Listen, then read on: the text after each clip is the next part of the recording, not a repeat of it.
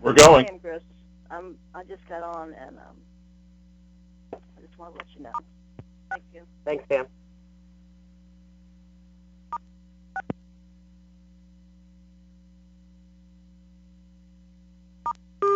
Presentation mode is now enabled.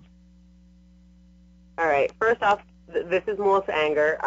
Thank you all for taking the time to join us tonight for the 2016 preseason basketball webinar. We're very excited for this season. We wanted to get this going as soon as we possibly could to give everyone enough time they can start practicing soon and everything like that, so we can get all the information out to you. All right, so on the agenda, typical things: registration and deadline, the age groups qualifying for the state tournament, highlights, and then question and answer. We're going to move through this as quickly as we can. I know it's a later webinar, so we'll be very conscious of everyone's time tonight. So we'll start off with registrations, forms, procedures, everything that we need to do, everything that needs to be done to participate. Just like everything, for every single sport and every activity we do, no athlete or volunteer can participate without a medical. And there's no exceptions to this. Please, please, please double check everything before the season starts. That should be one of the first things that you check. We don't want to go into the season after all the rosters and everything is turned in and say so-and-so can't participate because they don't have a current medical, or so-and-so can't coach because they don't have a current volunteer application. Please, please, please double check that and make sure everything is in early. So some of the deadlines for this season: the training registration deadline, which is everyone has to be entered into GMS, into training by January 21st. We want to get these in. This is everyone. If they're not in the training registration, they are not eligible.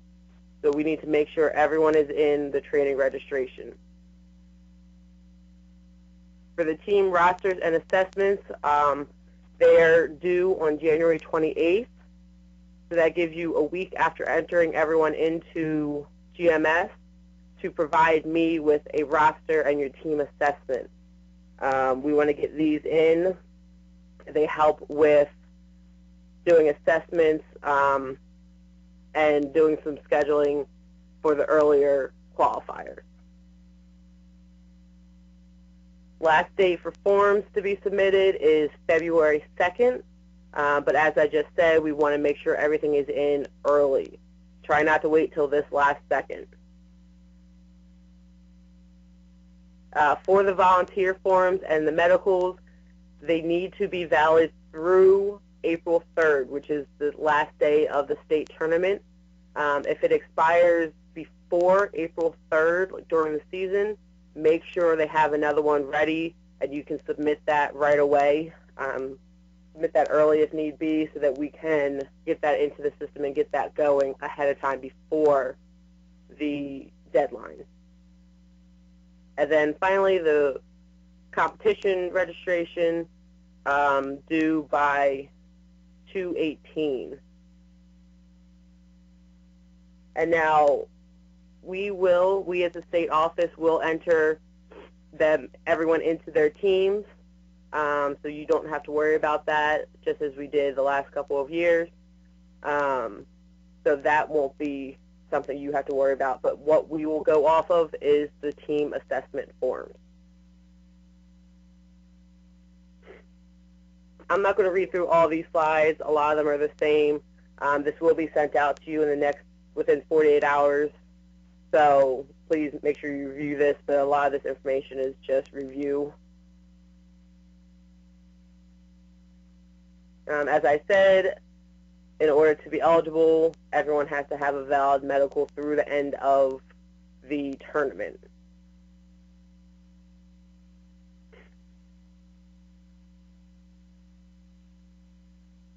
So this is page 1 of the team assessment form. As you can see, it's just like a typical form. Enter your area, coach's name, what event they are participating in, the age group, and please be sure to enter in their gender, their age, and if they're an athlete or partner. Please do not leave any of these spots blank. If you don't know their jersey numbers, that's fine, but please make sure the other 4 categories are completed. This is the second page of the team assessment form. I will make sure this is available on my SOMD, and I'll be sure to send it out. So this is just a basic rating sheet. I am going to look through this and tweak a little bit before I send it out to you, but it's pretty much going to say very close to this. You want to rate what level your team is. Please do this to the best of your ability. This is going to help us with divisioning and making sure the competition is good and even and fair for all athletes.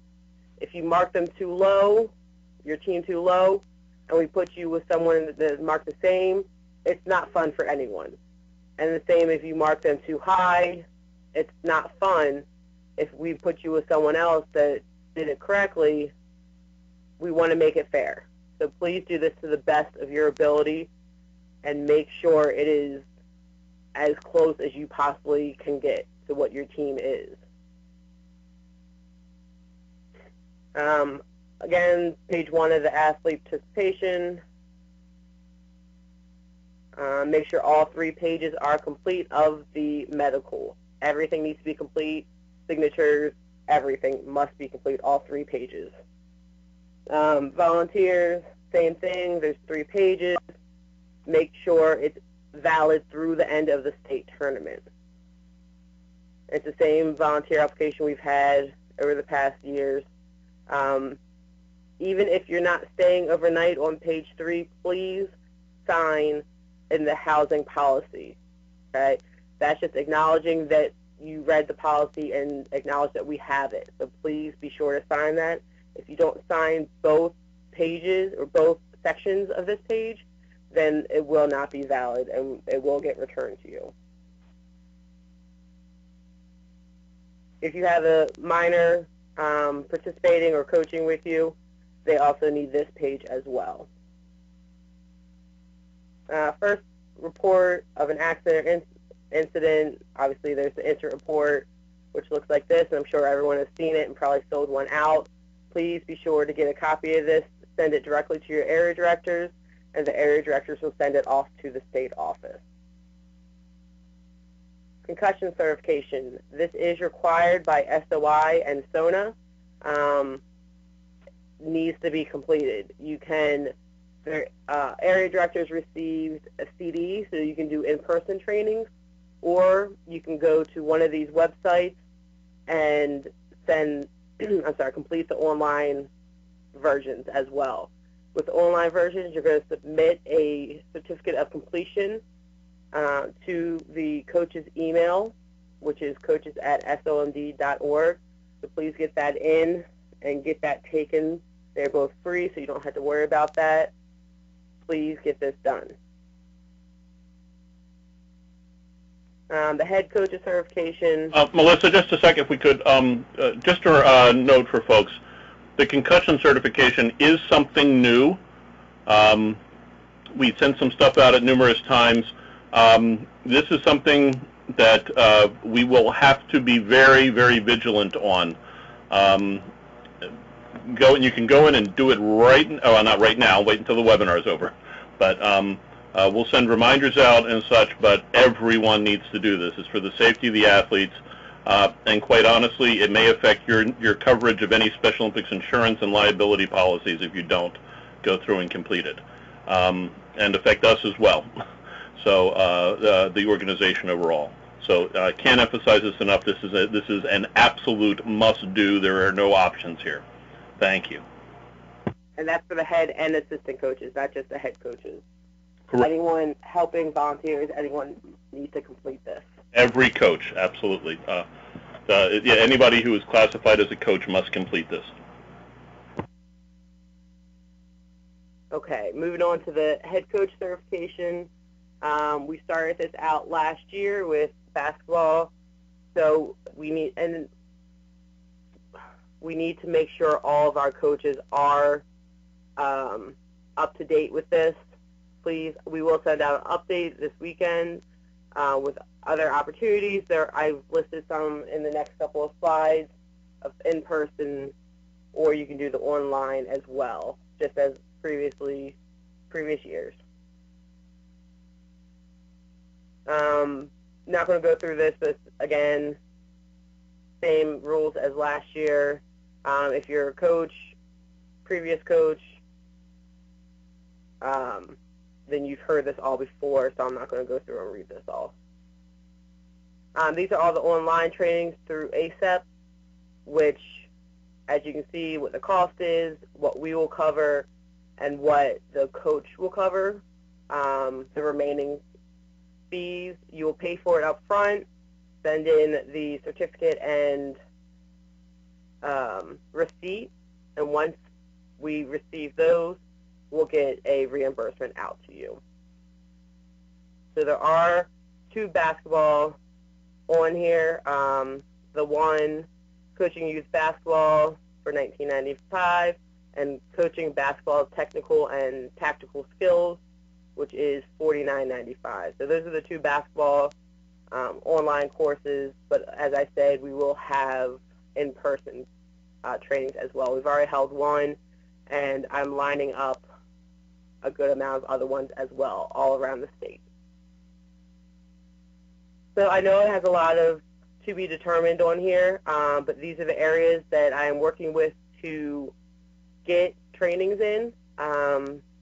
So find one in your area. The in-person ones, I'm getting clinicians.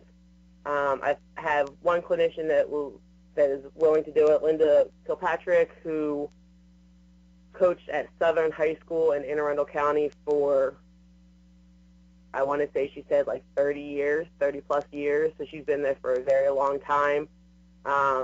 She is the winningest girls basketball coach in Maryland history, I believe. She knows her stuff. So she'll be a very good one to come to. We just had one in Washington College a couple weeks ago with their women's basketball coach, Alicia Mosley, which was a great training opportunity. And I am working with the other counties to get a training going there, and working to find some very, very good coaches to help us out and be the clinicians for these trainings. So all these trainings are free, and as soon as I get information, I will send it out to everyone. This slide just obviously what an approved course is. Again, not going through all of it, but it's all the same as what we've been going over.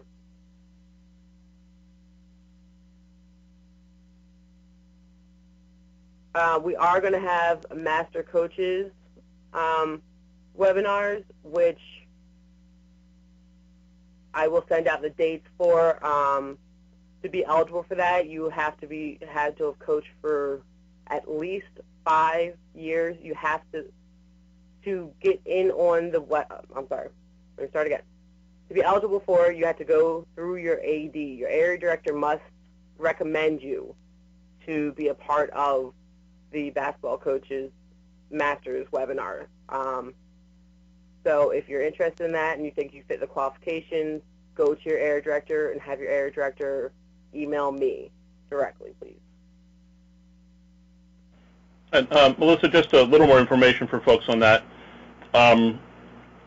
Those webinars, we've been doing them for about a year, are a couple hours long, and it's really experienced coaches talking with each other and helping solve or provide suggestions for solving problems that they're experiencing or challenges they experience with their teams. It's the coaches that are participating are in essence the experts here, and they're talking and helping each other The ones we've done so far have been very successful, but that's why it's absolutely necessary for that level of experience and the endorsement of the area director for coaches having that level of experience. We actually expect, even based on some previous folks saying so, that people who don't need to get renewed, get their certification renewed, may want to participate just because the conversations were so valuable. So it's a great new opportunity to do training without sitting through a class, and to learn a lot and form your coaching network. So highly recommend it, and I guess we don't have the slide with the dates on it, but we'll get that information out to you. Thanks, Mike. And also, like Mike said, if you got certified last year, you can still come to these classes and get recertified. Each in-person training and the master webinar is all new information, different techniques, different coaches running it, different coaches there sharing their input. So coming to these, even if you came last year, is always a good thing. The age groups, same as everything, all of our other sports. We are enforcing the age groups. If you have an exemption, then please send that to your area director. They must approve everything. If they approve it, then they send it on to the regional sports director, and from there we approve or deny the request. Not all of these are automatically approved just because the area director approves them. The state office has to approve them as well. Qualifying for this year's tournament, I'm still waiting to hear back for a couple of the required qualifier dates, but we have the 2 at Glenelg Country School. It's going to be on Saturday, February 27th, is the 3v3 required. That is traditional and PDU teams must be there. And Sunday, February 28th, is 5v5 PDU required qualifier. Now, in the 5v5 PDU will be in the afternoon of the 28th. In the morning of the 28th, there will be a skills qualifier, and we can get more information out for that. That is not required, but there in the morning, the 5v5 PDU is required in the afternoon. I'm still waiting to hear back from McDaniel and Severn School, where we've held the 5v5 traditional and unified required qualifiers. Waiting to hear back for a couple of them, so once we get that, I will make sure that gets out to you right away. Again, these are the qualifiers that we have dates for. We would like to host more. Any county that wants to host a qualifier, please get in a sanction form, get that into me, and we will get you on the calendar and get those dates out to everyone else. Howard County this year is going to host a basketball league, which is great. These are the dates. So each week is going to be a different event. And there's an asterisk next to 312. That possibly might change. We still have to work out some details just in case there is a required qualifier that date. So that last one might change. But these are a great way to come out, and it will count as a qualifier for your team. Now, we require 2 qualifiers, a minimum of 2, but obviously we would love for everyone to go to more. You want to get as much game situation as you can. To register for these, I will send out information on how to do that, but these are all going to be held at Glenelg Country School, just like the qualifiers for 3v3 and 5v5 PDU. And, Melissa, before you go beyond that, as we've discussed with area directors over the course of the last year, every program that offers training in any sport, so every program that offers training in basketball, should be prepared to offer some type of competition or qualifying competition to host one within their area. That does not mean that every area or every basketball program has to host 10 counties and a full-day event on 5 courts. We're not saying that. It could be that you just need to be able to host, inviting another team to come to one of your practices and compete. But you should be looking for and thinking about any competition opportunities that you can host. Some of the best competitions that we've had out there are, in essence, home and away events where 2 teams that match up pretty well get, one weekend they come to, I'll make this up here, they come to Hagerstown, and another weekend they come to Hollywood, and they get that competition. That certainly does count as a qualifier as well, but be thinking along those lines. One of the things that's essential with that is you getting in that assessment form that Melissa showed you earlier. I'm not sure if we're going to be coming back to that or not. But in addition to using that to get all the information into the computer and getting your rosters in, those assessments, those ratings will be shared, and the contact information of all the coaches will be shared for each team amongst the entire pool of coaches as early as we can. It really depends upon you getting those forms in that timely manner so that you can then set up those additional competitions. But you should be prepared as a coach to host some type of a competition at your current training location or elsewhere. And again, it could be as simple as hosting another team to come and play against one of your teams. But be thinking along those lines. More competition is a very good thing, as Melissa said. You should be looking to get as much competition as possible. That's speaking as a coach as well, and be really looking along those lines. And your regional sports director, Melissa being one of them, can certainly help you in facilitating that. Thanks. All right, thank you, Mike. But yeah, as he said, we want to have as many as we can. Make sure if you do host a qualifier that you send in a sanction form with all the information that is needed, as well as sending me the results. Having the results from all the qualifiers that are held is very crucial and critical to have when I'm doing the divisioning with my sports management team for the state tournament. We need those results, so please send those results in after the qualifier is held. All right, so basketball rules and processes.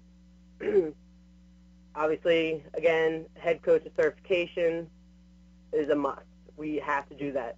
We also recommend assistant coaches starting to get certified as well. These are the rules changes from last year. Just wanted to kind of refresh everyone. Individual skills level 2. Hopefully we can get some more interest in this year.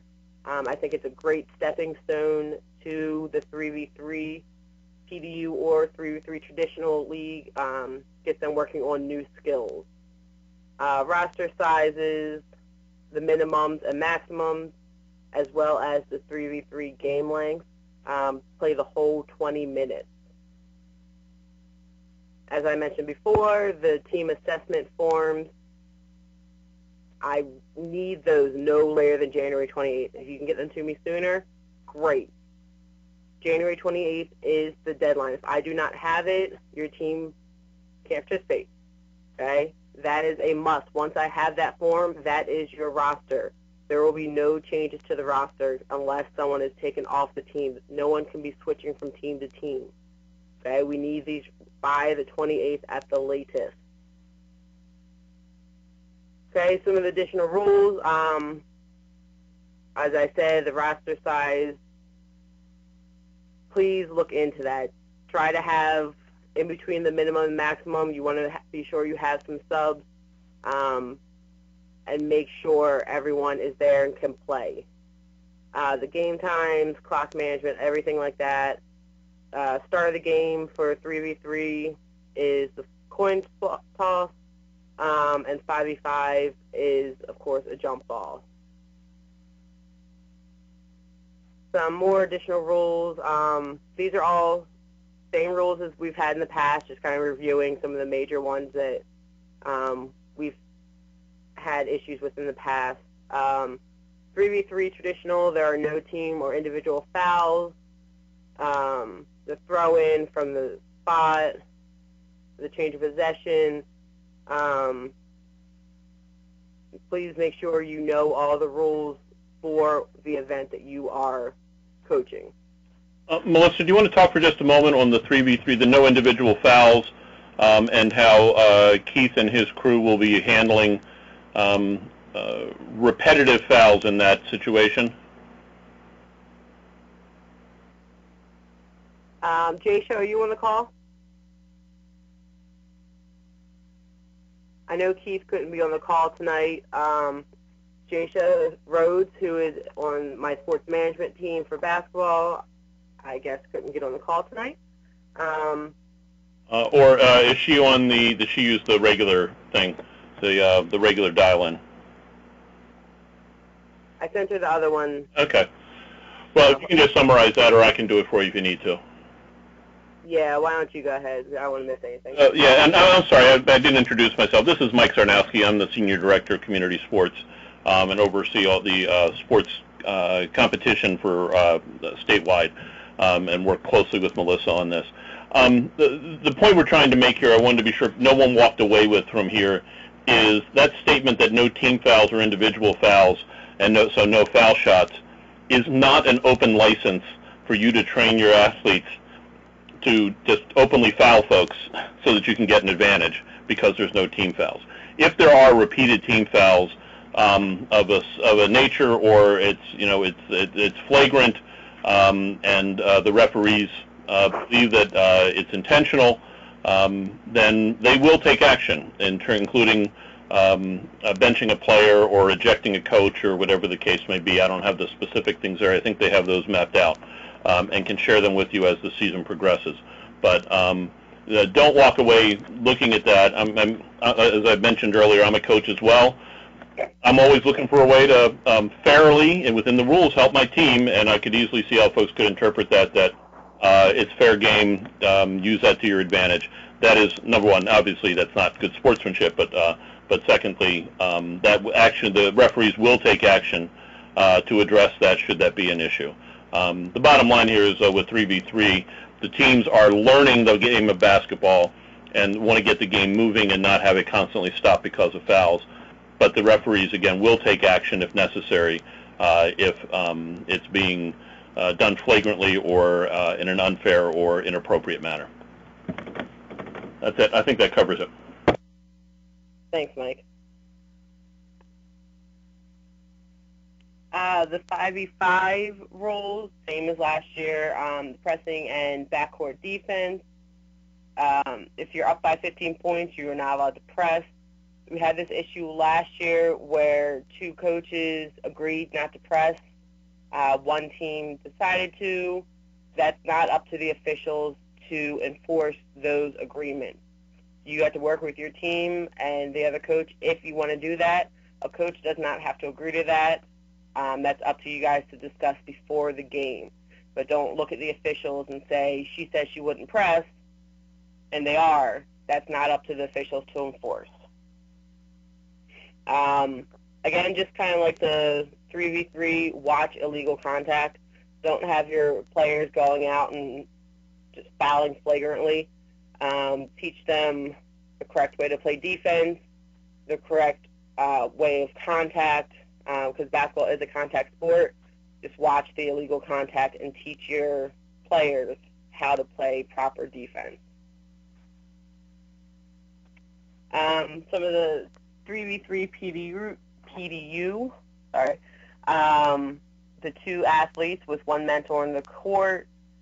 Obviously, the mentor is there not to score, not to dribble, not to do anything. They're there to instruct the athletes on how to play.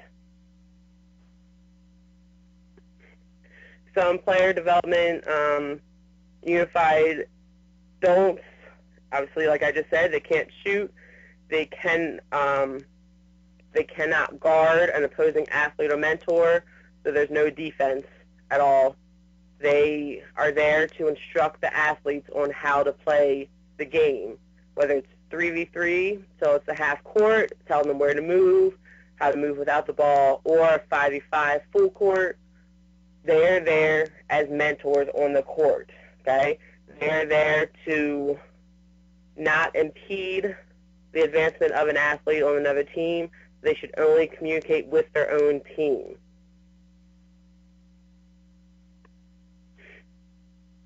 Some additional points, obviously, PDU coaches, please go over this with your mentors and your teams.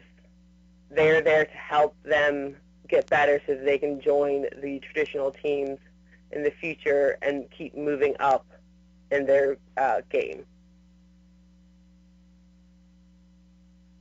Some just additional things, three-pointers count at all levels. So if someone shoots a three and makes it, it counts as a three-point. Principle of meaningful involvement, same as with all of our sports. Please do not only play your best players and sit your players that aren't as good. Then they're not going to play anymore, and that's not the point of Special Olympics. We want to make sure everyone gets to be involved in the games somewhat equal amount, if not exactly equal amount of times. Uniforms, please make sure they're all matching. All the shorts have to match.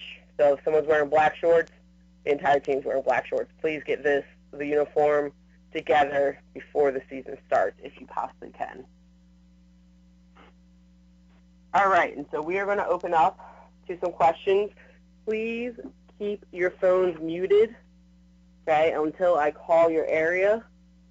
Once we call the area, you can unmute your phone if you have a question, and then after the question is answered, please put your phone back on mute. We have a very large crowd with us tonight, so once I take out presentation mode, we don't want a lot of background noise getting in the way of the question.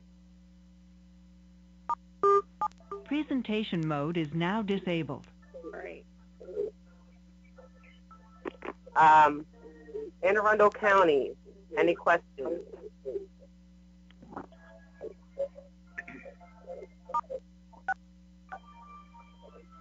Anyone from Anne Arundel on tonight? Yeah.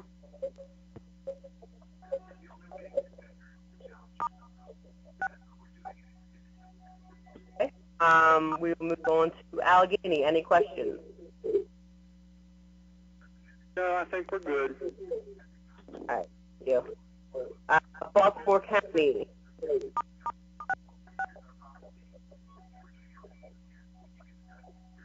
Okay. Baltimore City.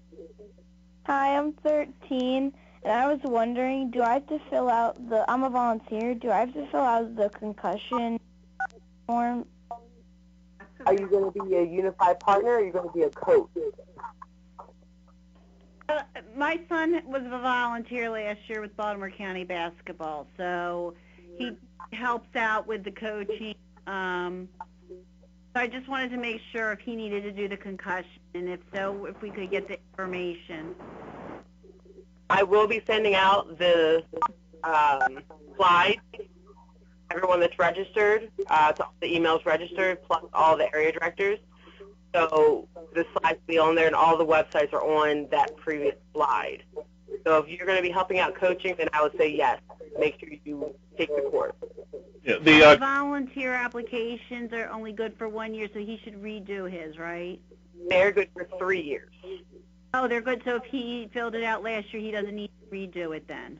Correct. I would double check with the head coach and have them make sure everything is still good. Yeah, 2 points there also.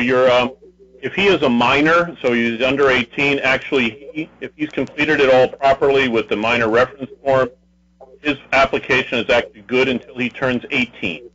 Oh, okay. Yeah, he filled it out properly last year. Right, so then that's good. And then also, as Melissa indicated, the concussion certificate or concussion requirement is absolutely mandatory for all coaches, that's head coaches and assistant coaches. It's certainly a good thing for anybody to do. It's good information. It's not specific to Special Olympics. It's good information to know about concussions in general. So we would absolutely recommend it to anybody and everybody, but it's required for anybody who is registered as a coach. Sure, it's not a problem. I just wanted to double check. And if we could ask everybody else who's, when you're not asking a question, to please have your phone muted, either using your mute function or by pressing *6. We have a fair amount of background noise there. Thank you.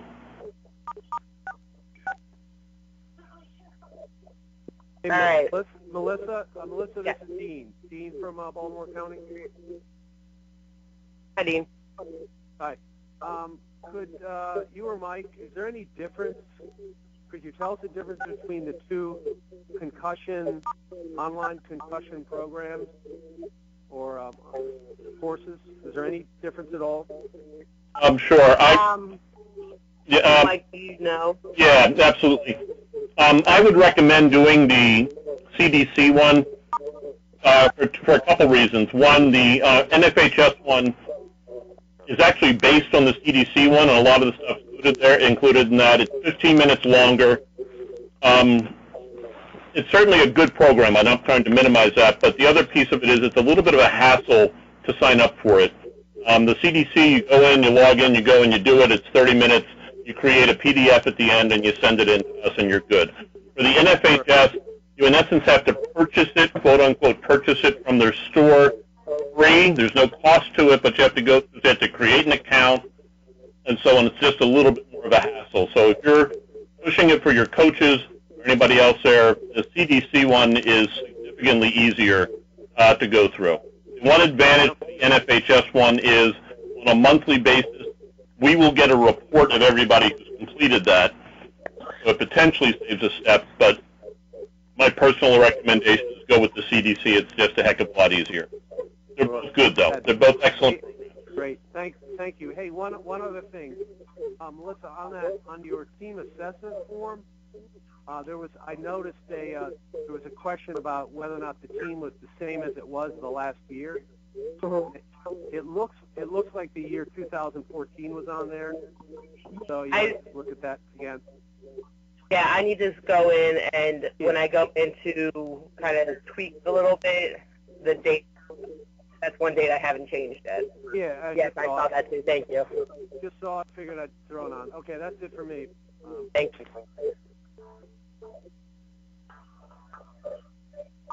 All right. And again, if everyone can mute their phones, please. The background noise is hard to hear coaches ask their questions. Carroll County, any questions?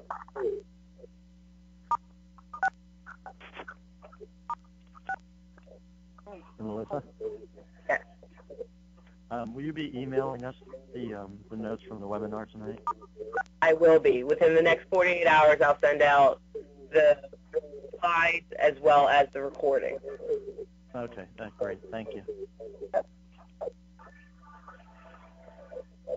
All right. Cecil County.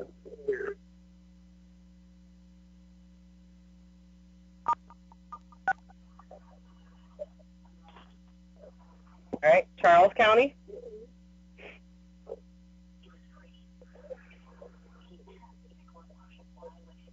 All right. Calvert County. Any questions? Yeah, I got our qualifier on it, so that's good. To say it's going to be for 5 by 5 and 3 by 3, because we have 2 gyms. I'm sorry, I couldn't hear. If everyone could please mute their phones so we can hear the questions, that would be great. Can you repeat your question? It wasn't a question. I was just saying I noticed you had our qualifier listed on there. It'll be for 5 and 3 on 3 also, because it's 2 gyms. It'll be for both.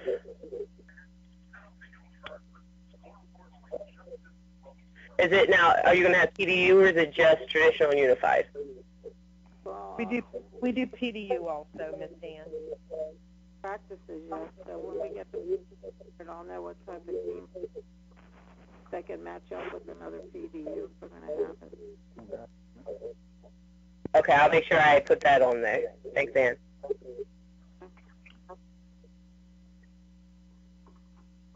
Frederick, any questions?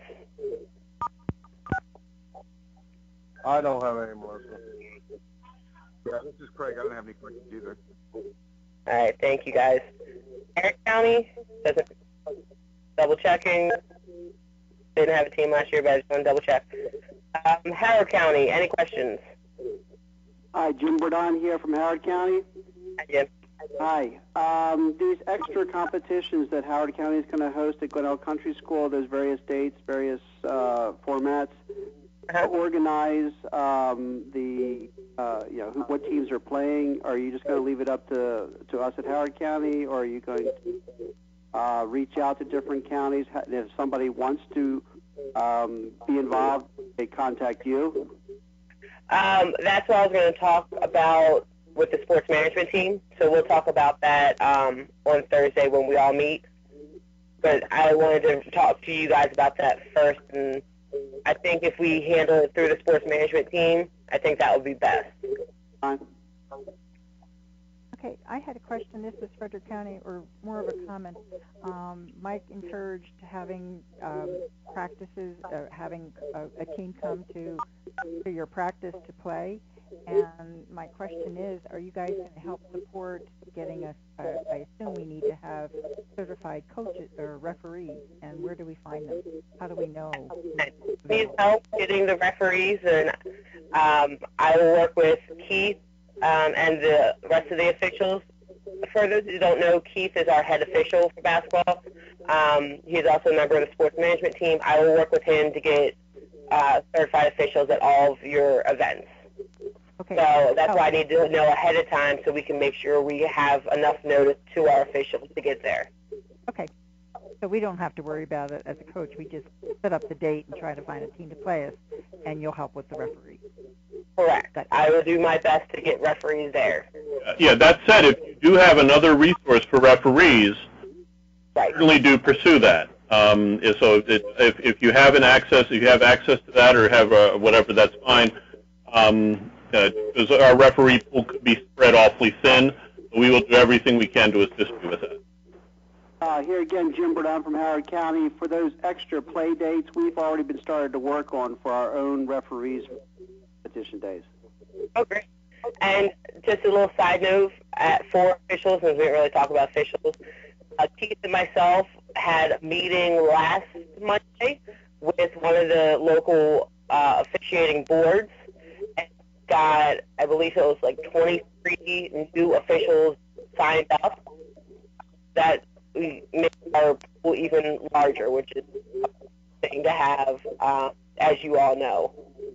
A little side note of the officials. We're very happy, very excited to get all these new to volunteer with us. Okay, thank you. It's from Howard County. Melissa, Levon from Howard County. Hi, Levon. Hi.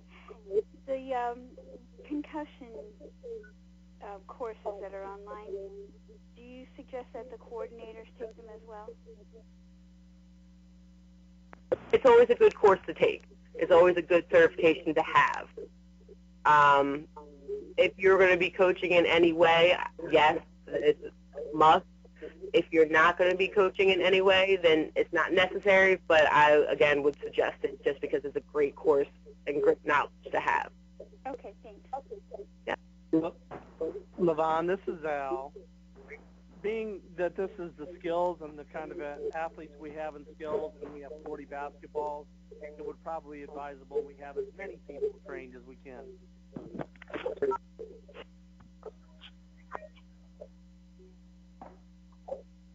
All right. Hartford County. No questions. Thank you. Lower Shore. Pam, you got any questions? Can you hear me? Yes, I can hear you. My other question is with, you said with the rosters that they only be changed on Thursday. If like, can it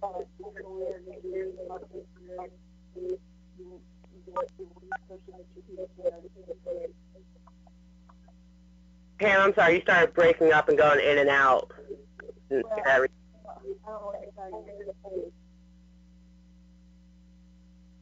Pam, can you repeat the question?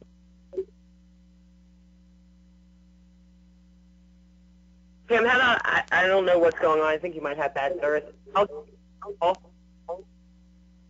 I'll give you a call once we're done here, and I'll answer the question offline. Is that okay?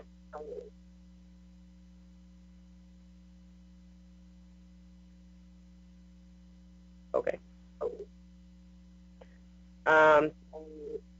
Montgomery County. Any questions? No questions. Hey, one quick question. No question. Are you doing a webinar for non-experience as part of the coaching training? That would be best for the non-experienced coaches, would be best to go to the in-person training. That way, the in-person trainings will have a mixture of experience and non-experience. So at the end, we can answer. So if you have questions to ask the experienced coaches, they can answer them right there. But I have a webinar for the non-experienced coaches. All right. I was just curious. We have a lot of assistant coaches. I know this year is the first year of pushing assistant coaches, so you may want to. I mean, we try to get everyone to live coaches. As we try to get all these coaches certified, you may want to think about doing a webinar again this next year. Okay, yeah, we'll definitely look into that.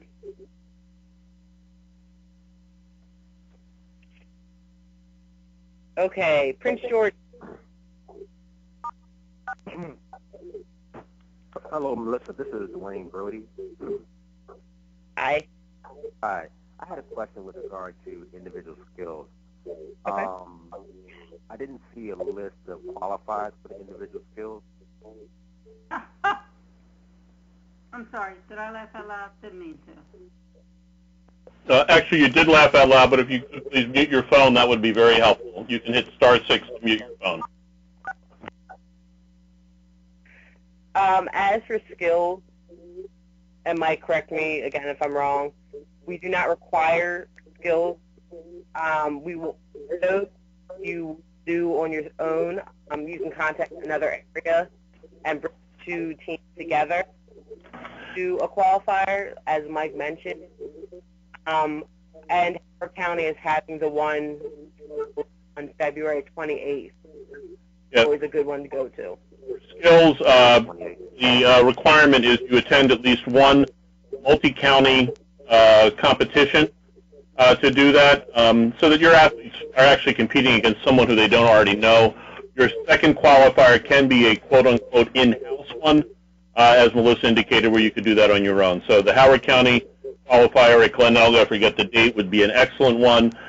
Some of the other qualifiers that are hosted as an added, we don't have all the dates on them yet, typically have had an individual skills component, or hey, this is an excellent opportunity for you to host one and invite some other counties to your location as well. More competition is a good thing.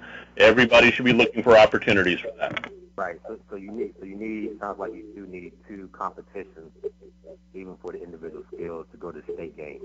Absolutely. Again, think of any other sports organization, any other sports situation, to go to a state championship, certainly are doing more than two competitions. This is just the minimum. Yep. That should apply across the board. So I would even encourage you to look, even if it's in-house, doing 3 or 4 of them, just to get your athletes. Again, I've been a basketball, I haven't coached basketball for a while, but I had coached for 15 years. Getting as many competitions as possible is a good thing, even for your skills athletes or your PDU athletes. Right. Okay. I think so. We at least get 2. Yes. But as much competition as you can get, the best. Yep.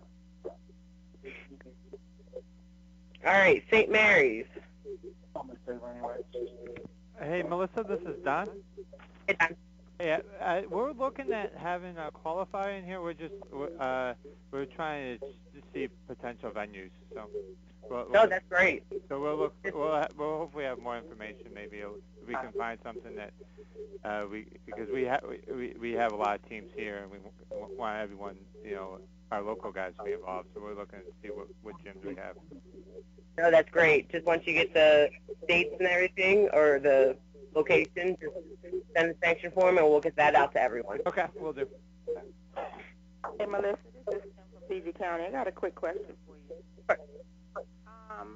The age group for the partners, is there any flexibility with the ages for the partners for like the elementary or middle school? Sometimes we're running into problems finding athletes that are young enough to play with them.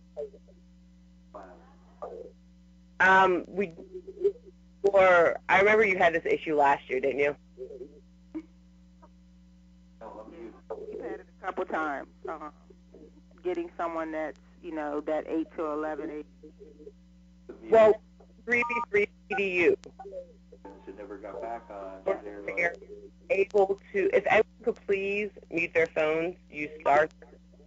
That way everyone can hear the answers. Thank you. With the mentors, you want them to be old enough to be able to direct and coach and instruct the athlete on the court. So for PDU, they don't have the same age as the athletes. Prefer them to be actually older, like as in teenager, older, to help, because they're not going to be, they're just going to be up on the court. Does that help? Okay, I could barely hear you because you were breaking up. It was just too much background noise. I can just try to email you directly. Okay. All right, sorry about that. I just had a quick question. Sure. So what address should we email the proof of completion of the program, the concussion program? You want to get that done before your season starts, if possible.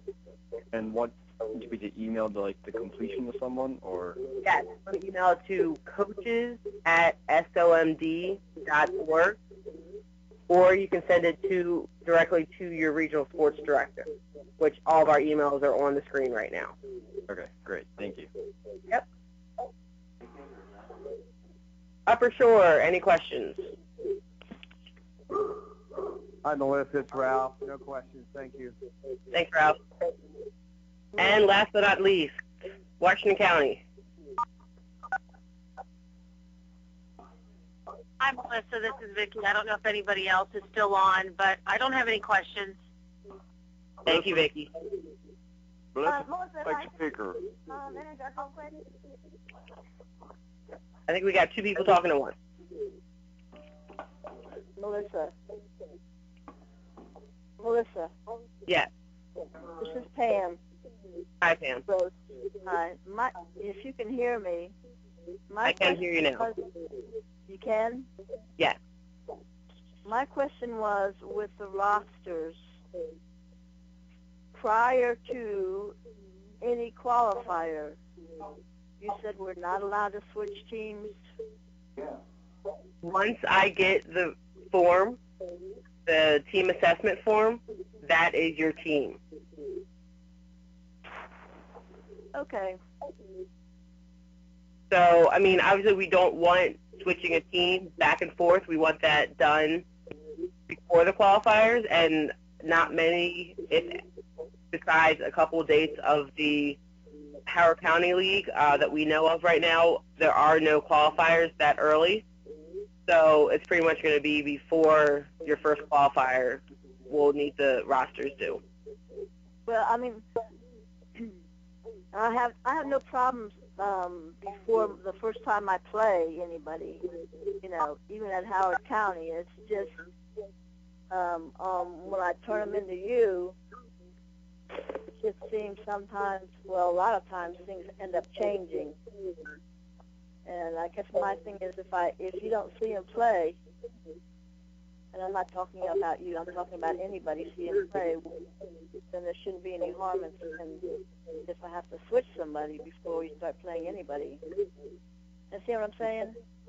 I understand what you're saying, but to keep everything consistent, we cannot have switching after the rosters have been turned in. In addition, that could change the entire dynamic of your team. Whether you think so or not, it most likely will. Pam, once actually, in soccer, it hurt my team, but because of giving them to a higher level team. And my guys who played on the opposite team did an excellent job because they've been playing for so long. So, you know, but that's okay. I can handle it. Yeah, I mean, for other folks, just to clarify on that, that part of the thing is it's not just us getting the stuff into the system and all that, but we will be providing out to the areas, I mean, to all the coaches, rather, who the contacts are, but also what the ratings are, the self-ratings of the teams. And if the teams go and change, their ability levels or their ratings can easily change as well. So, I mean, I understand what you're saying, but it's one of those things you just need to kind of make a decision so we can get that out. That said, because this question always comes up, the ratings are not what will be used to make the divisions for the state tournament. The competitions and your team's performance in competitions will be what's used, and the videotaping, we will go out and be videoing teams at every tournament or every competition that we can, using that video, and the ratings and the scores from the actual competitions will be what's used for the divisioning. But until we have that information, self-ratings is pretty much the only thing we've got. And if the team rosters are changing throughout that, that just becomes craziness and just unworkable. So. Okay, that's fine. All right, did we miss anyone's questions? Yeah, this is Randy from Baltimore County. Did you mention state game dates? Is that determined yet? I did not. I apologize. The state tournament will be April 2nd and 3rd in Frederick. April? Yeah, because Easter is March 27th and Palm Sunday is the weekend before that. It was just easier to push it back because we got a lot of pushback saying a lot of teams won't be able to come to the state tournament because of the You miss me. holidays. I got you some clothes. Hey, Pam, can you read your phone for me? So this is Mike Speaker from Washington County. You hear me? Yes, I can. For some reason, I lost all the slides here halfway through, so you're going to send all this stuff out, right? Yes, in the next 48 hours, I will send all of this out plus the recording. All right, thank you. Yeah, no problem. Melissa, this is Jay Larson, Montgomery County. Did you say the state tournament was in 7? You're breaking up.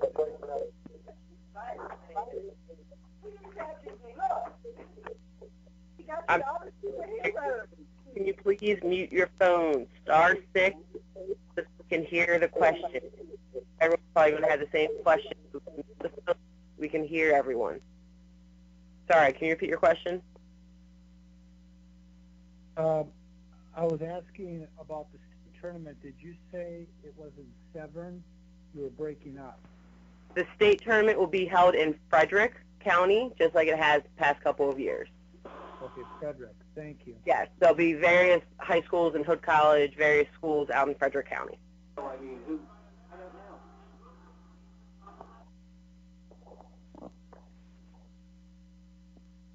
Melissa, is it going to be the same as previous years that 5 of you at high school will be on Sunday, or are you guys not sure on Saturday versus Sunday? I'm not 100% sure which day yet, but last year that's how it was, yeah. But we haven't said anything yet.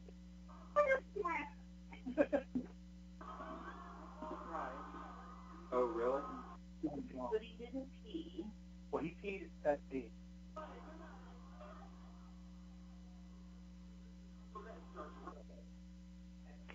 All right, do we have any more questions? You need questions, that's fine too, if you don't want to ask in front of everyone.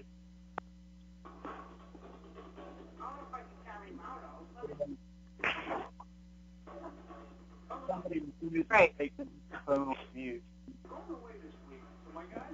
right, well, thank you all for your time and joining us tonight. As I said, I will be sending these out with the recording in the next 48 hours so that you have all of it. Okay, thank you for joining. Have a good night.